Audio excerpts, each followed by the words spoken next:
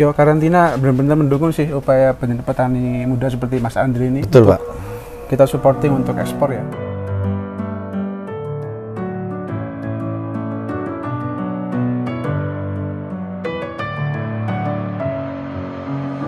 With my head again, you had your heart set on me, but these feels they come and go, and they come so easily. Tell me what it is about you that I can't forget. Assalamualaikum warahmatullahi wabarakatuh. Welcome back to my channel Botani Flora. Untuk selanjutnya video kali ini kita lagi kedatangan petugas karantina dari Malang untuk memeriksa kiriman kita. Hari ini ada 3 pengajuan, yaitu ada Sansevieria, ada Agave, dan ada bibit buah yang kapan hari kita bahas. Ini sekarang kita sudah melakukan pemeriksaan untuk membuat dokumen fitosanitari sebagai syarat untuk dikirim ke luar negeri. Di sini petugasnya dengan Pak Aan yang lagi meriksa. Mantap nih. Ini Sansevieria-nya, Pak. Ya, Mas, ya? Ini Sansevieria-nya ke Amerika.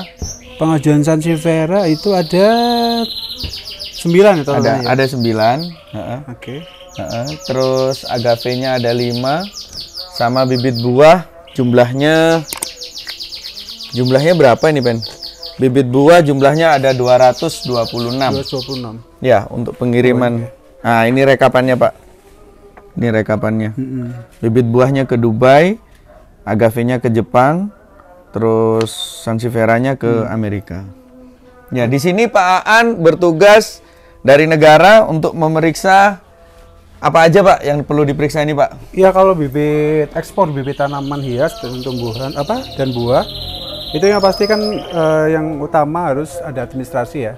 Ya, Segmentan, izin pengeluaran dari sama PPK online ini. Pengajuan PPK online sudah ada semuanya 3. Ini yang Sansevieria, Agave, sama bibit buah. Jadi kalau bibit buah itu kita harus cek, harus perlakuan dulu, bebas dari nematoda. Bebas dari nematoda. Makanya saya kesini untuk ngambil sampel akarnya untuk kita cek di laboratorium. Untuk memastikan bahwa tanaman yang akan diekspor nanti bebas dari nematoda ya, kita sebutnya itu nematoda OPTK atau ya. OPT. OPT itu organisme pengganggu tumbuhan.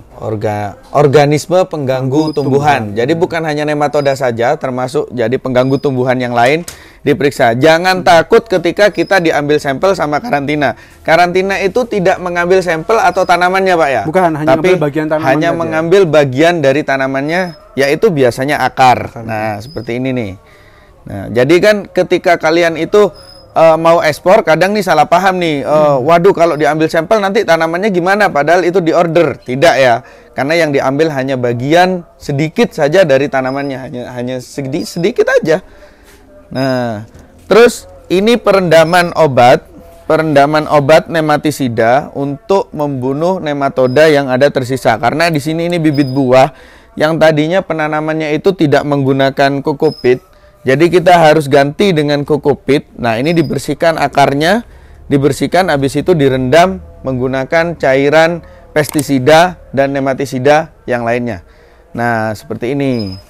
Ini akarnya udah bersih nih. Nah, ini kita kirim jeruk ke luar negeri. Kalau kita kirim jeruk ke domestik ya, kita harus menggunakan labelisasi. Itu ada syarat-syarat dan ketentuan yang berlaku di negara ini. Jadi kalau membahas tentang jeruk untuk kiriman domestik, jeruk ini harus berlabel atau keluaran dari Dinas Pertanian. Tapi aturan itu hanya untuk berlaku ketika kita mengedarkan jeruk itu ke domestik. Tapi kalau untuk ke luar negeri, jeruk tanpa label pun itu tidak ada masalah karena aturan itu untuk domestik. Nah, ini kirim jeruknya yang ini nih tanpa label, kita bisa mengirimkan ke luar negeri. Seperti itu. Ini bibit buahnya ya? Ya, ini salah satu bibit buahnya, gandengannya itu, Pak. Ini buah naga. Buah naga juga. Lah, dragon fruit. Nah, ini buah naga. Buah naga kan kayak kaktus, Pak. Jadi nanti tidak pakai media tanam, dia hidup.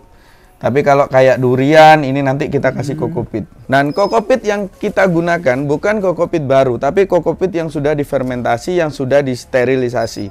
Jangan sampai diganti kokopit, tapi kokopitnya itu masih mengandung hama. Nanti di sana itu nanti bisa tanamannya bisa mati atau saat di sana tanamannya nanti ditolak sama negara tujuan. Nah, ini diambil sampelnya nih sama Pak Aan. Jadi jangan khawatir, jangan takut ketika kita ditolak sama karantina.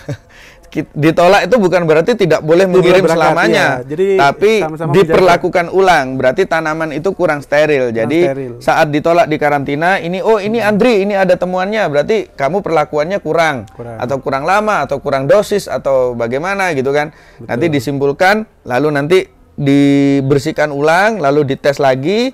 Kalau sudah bersih ya rilis suratnya. Dan yang perlu saya ulangi, yang perlu kalian ketahui itu, karantina tidak mengambil sampel tanaman, tapi bagian dari tanamannya. Jadi jangan salah paham sama dinas karantina. Biasanya kita ini tidak mengajukan karantina hanya karena takut tanamannya diambil sampelnya. Bukan kayak gitu.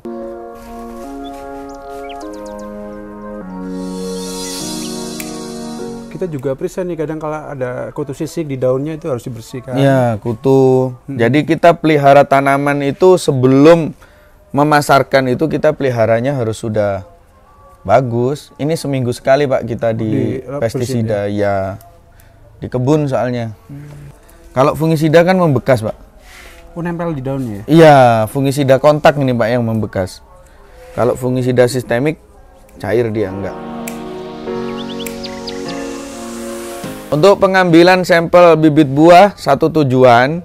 Itu nanti yang jeruk diambil sampelnya, yang durian diambil sampelnya, karena di sini daftarnya itu macam. Ada untuk pengiriman kali ini kita kirim 226 bibit. Jadi yang ada konten yang kemarin kirim 400-an itu kita kirim 2 kali. Kita kirim 2 kali. Jadi ongkos kirimnya kayaknya kemahalan kalau langsung 400 karena buah naga ya? Besar. Iya Pak, ini buah naga. Iya. Buah naga ini masuk kaktus. Jadi nanti tanpa media tanam yang itu, langsung ditisu kayak sansevieria. Oh, tahan dia ya? Tahan Pak, karena buah naga. Ini bibit buah naga.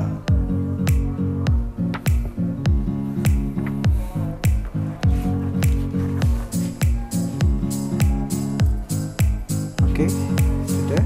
Ini alatnya ya Pak ya, alat bedah. Alat bedahnya. Perlengkapan kita sampai lengkap gini ya. Jadi SOP petugas karantina pada saat mengambil sampel itu kita punya ini, sebenarnya kita bisa deteksi langsung beberapa kutu-kutu daun itu ya. Itu bisa pakai yang loop kecil ini. Tapi kalau untuk khusus nematoda memang harus di bawah mikroskop. Di bawah mikroskop. Jadi harus dibawa ke lab di karantina sana. Di kantor kita. Yo, karantina benar-benar mendukung sih upaya petani muda seperti Mas Andri ini. Betul Pak. Kita supporting untuk ekspor ya, artinya kan memang apalagi dari Batu, sentra tanaman hias, kita dukung bisa go internasional. Jadi nggak cuma dijual di pasar market domestik saja, tapi bisa laku di internasional. Ekspornya kemana aja Mas Andri? Ya seluruh dunia Pak. Ya? Iya, Bapak kan sering kita kirim ke Jepang juga gitu betul. Kan. Yes, pokoknya kita ngiklanin yang negara-negara mana aja yang kita bisa, selama negara tujuan itu, selama bayarnya itu mampu menyesuaikan regulasi negaranya sendiri. Seperti Dubai itu pembelinya harus mengurus impor permit. Nah, impor permit itu seperti ini ya. Jadi harus kalau kadang kita dapat pembeli tapi pembelinya tidak bisa ngurus impor permit, maka ya kita tidak bisa kirim tentunya. Nah, ini contoh impor permit yang dari Dubai sana. Jadi kalau pembelinya seperti negara Malaysia, Hong Kong, terus daerah Timur Tengah, Dubai, Riyadh, itu mereka itu membutuhkan impor permit untuk agar kita bisa mengurus fitosanitari atau ekspor permit gitu. Jadi kalau hanya mereka mau saja tapi negara tujuannya itu tidak ngurus impor permit ya maka nggak bisa Pak, nggak bisa. Jadi harus aturan negara sendiri. Beda kalau aturan di Jepang ya. Kalau aturan di Jepang mungkin ada hubungan bilateral di negara sana ya Pak ya. Jadi dari Indonesia itu tanpa impor permit. Kalau untuk Amerika juga kita pakai impor permit karena tanamannya lebih dari 12 gitu. Kalau lebih dari 12 kita wajib penerimanya itu ngurus impor permit. Di impor permit juga untuk sebagai dokumen acuan di karantina juga ya Mas Andre ya. Jadi impor permit itu kita sebagai Pakem persyaratan apa saja sih yang dipersyaratkan di negara tujuan? Jadi Misal untuk menggunakan- menyesuaikan, Pak, ya? menyesuaikan, betul. Ha. Selain ada pencantuman free from soil dan lain-lain Iya, di iya, Additional iya, Declaration, itu kita jadi tahu, oh ternyata untuk ekspor tanaman hias ini ke negara kami itu harus melalui treatment ini gitu. Nanti ada muncul biasanya treatment. Nah ini Pak, ini contohnya import permit yang dari Amerika. Import permit yang dari Amerika di sini itu nggak boleh ya, nggak boleh. Ya. Nah ini plant protection. Nah jadi memang diminta dari karantina Indonesia untuk memeriksa apa saja yang dilarang di negara tujuannya, yang di Amerika. Tertuangnya di import permit ini. Amerika itu nggak mau ada nematoda, Amerika nggak mau ada kutu putih, Amerika nggak mau Free from soil, bebas dari tanah. bebas dari tanah Makanya, dan lain-lain. kita sarankan kepada eksportir untuk sebelum kirim harus pastikan memang tidak ada tanah, dicuci dulu, perendaman untuk antisipasi terbawanya nematoda. Iya, Nah, berarti kami kesini untuk cek apakah sudah benar-benar bebas dari nematoda. Treatment tadi yang dilakukan gitu. betul. Jadi menyesuaikan permintaan negara tujuan, Pak ya. Heeh. Ini sengaja daunnya, ini sawo black sapote, sengaja daunnya kita dipotong seperti ini karena pengiriman ke sana kan agak lama ini, Pak. Pengiriman ke sana agak lama untuk mengurangi apa ya? Kalau orang kirim pohon biasanya seperti ini. Jadi kalau malah utuh dia malah gampang layu, dan nanti busuk batang gitu. Jadi kita kurangi pupusnya, kita potong. Iya. Biasanya kan pupus yang daun muda itu kalau nggak dipotong itu kan layu, Pak. Iya layu ya. Nah, layu itu nanti sekalian ya. kalau layu nanti nutrisinya yang dari bawah ini dia nggak Fokus ke sini Iya, menyebutkan ini fokus ke sini. Jadi kayak gini, jadinya seger. Biar terpacu seger terus. Iya, tetap seger. Nanti di sana dia akan tumbuh di sela-selanya seperti ini. Daun ini akan gugur dia. Iya, Tahun baru. Iya, tapi setidaknya ini bisa ngasih Bisa makan lah makan, gitu. Termasuk kita edukasi Itu apa edukasi namanya? tuh buat yang nggak tahu juga. Di edukasi juga. Jadi untuk penerimanya, kita kan fotonya utuh nih. Nah, sebelum daripada nanti di sana dikomplain, kita kasih tahu treatmentnya kirim untuk bibit buah atau pohon itu pupus itu memang harus dipotong. Seperti ini apel ya. Nah, ini apel. Ini apa nih? Iya, ini apel. Nah, ini dipotong nih pupus-pupusnya.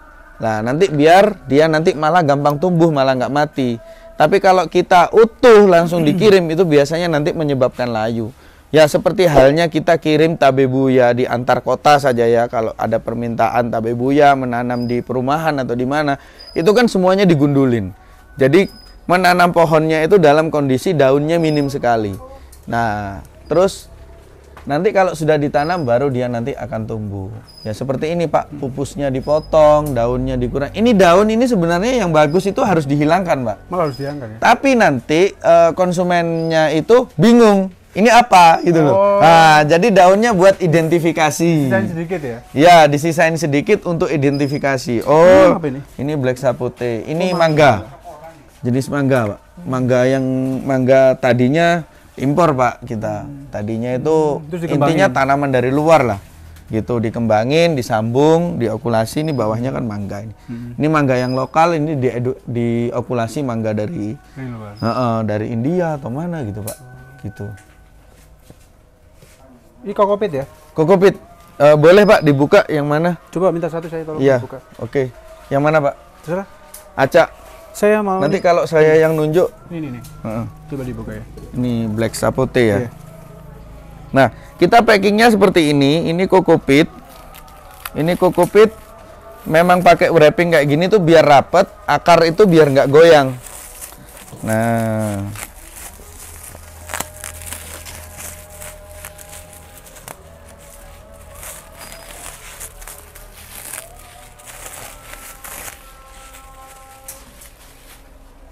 Nah, ini Pak.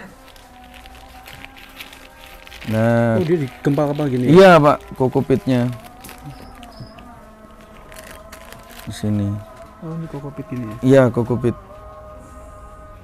Kokopitnya bahannya di situ ada, Pak.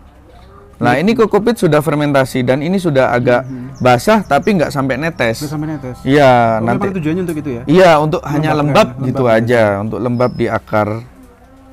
Gitu. Nah, media tanam yang dibolehkan untuk diekspor itu ada pasir malang yang sudah steril atau lavarok, kokopit, dan sphagnum. Sphagnum itu bisa karena sphagnum bukan lumut ya, bukan lumut yang liar itu, yang masih hijau itu, tapi sphagnum adalah lumut yang sudah diolah di pabrikan, jadi itu sudah steril.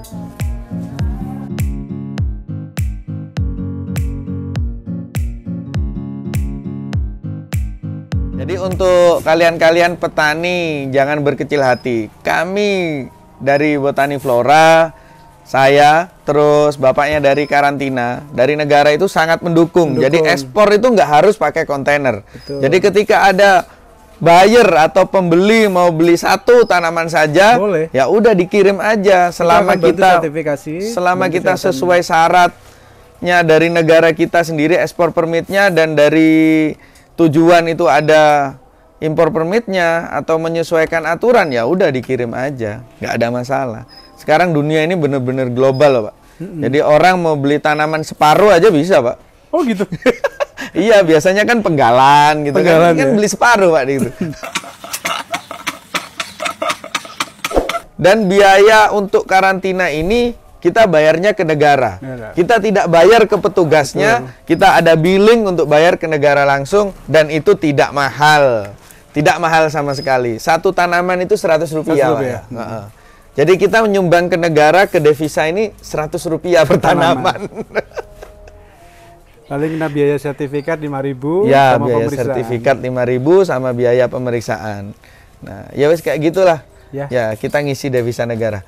Intinya karantina sangat mendukung, Pak, ya. Betul, kita jangan mendukung. Jangan ragu untuk ekspor petani-petani muda. Sudah ada contohnya dari petani batu, Mas Andre nih. Sudah sering lapor ke kita juga. Kita fasilitasi. Semoga makin sukses. Amin, amin. Terima kasih, Pak. Terima kasih. Botani Flora dan Karantina Indonesia sangat mendukung ekspor tanaman hias. Sampai jumpa. Salam budidaya dan selamat bertani. Go ekspor. Mantap. That I own and know I'm letting go. I'm breaking these walls down, breaking these walls down. If you want adventure, then fly to home. But if you wanna travel, then go alone. Yeah, what's the point in us if I never know? Yeah, if you're gonna leave, I'ma let you go.